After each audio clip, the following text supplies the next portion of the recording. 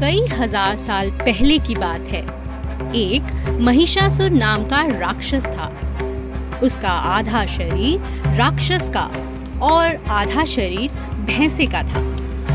उसने कई सालों तक ब्रह्मा जी की कठिन तपस्या की।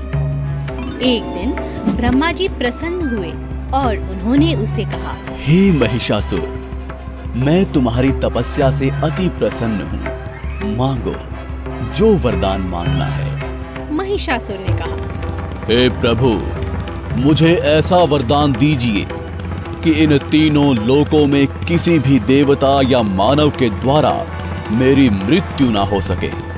ब्रह्मा जी ने हंसकर कहा, ऐसा ही होगा। महिषासुर बहुत घमंडी और अत्याचारी था। उसने देवताओं पर आक्रमण किया। उन्हें युद्ध में हराकर उसने उनके क्षेत्र पर कब्जा कर लिया। सभी देवता महिषासुर के उत्पात से बहुत परेशान हो गए।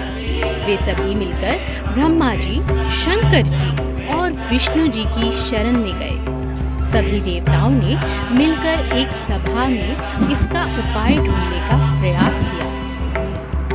श्री ब्रह्मा, विष्णु और महेश जी ने एक तेज प्रकाश पुंज से एक सुंदर देवी का निर्माण किया।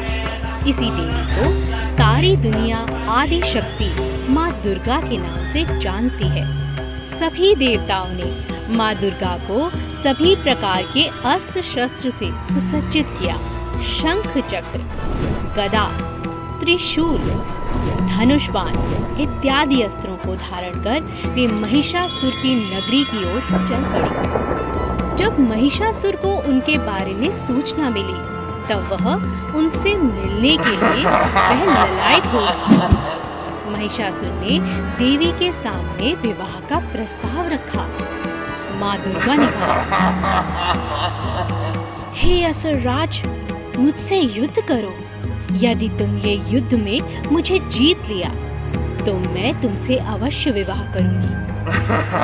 महिषासुर ने देवी से कहा, मैं युद्ध के लिए तैयार हूँ। महिषासुर और माँ दुर्गा के बीच युद्ध प्रारंभ हो गया। महिषासुर काम, क्रोध, मद, लोभ और मोह के अधीन हो चुका था। उसका विवेक नष्ट हो चुका था।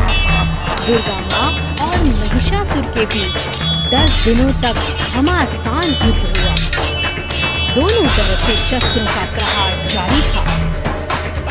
माँ दुर्गा स्वयं आदि शक्ति का अवतार थी।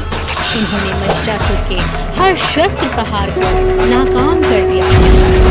अंत में 10वें दिन देवी माँ ने महिषासुर का वध कर दिया और देवताओं की रक्षा कर दी। सभी देवता अति प्रसन्न हुए और माँ दुर्गा पर पुष्प बरसाने लगे। उनकी जय जयकार करने लगे। तब से हिंदुओं ने नवरात्रि का त्योहार मनाना शुरू किया। हम नवरात्रि में जगत जननी माँ दुर्गा की पूजा करते हैं, उनकी आरती गाते हैं और उनकी जय जयकार करते हैं।